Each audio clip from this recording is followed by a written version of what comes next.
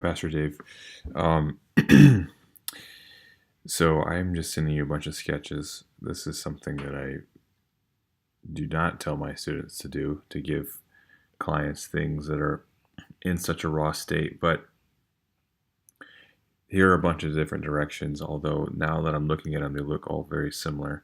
But I was looking at all the different formats and files that will need to be created for this. And so instead of doing that yet, I think I'll, if you choose to go with any of these directions, or combinations of them, then I can reformat everything to fit the different dimensions, and I can spend more time doing that.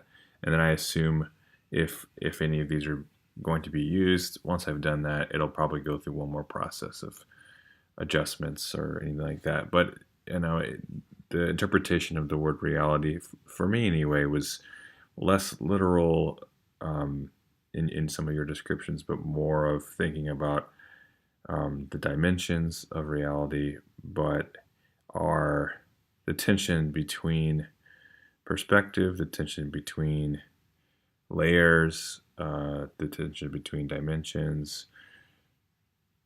Dimensions also kind of there isn't really an allusion to God in this necessarily. I think that's one thing it's absent of, but I don't know if that makes any sense. But anyway, God having also multiple dimensions. I don't know if that's necessarily the language that we use to describe him, but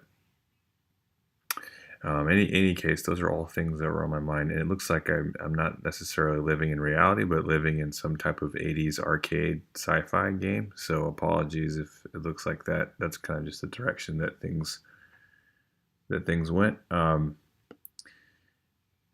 No pressure to use any of this, but I wanted to at least give it a stab while I could. I hope maybe some of this is um, workable, but just let me know when you can, and then we can go from there if you want to use this and if you need it by Sunday. So, all right, man.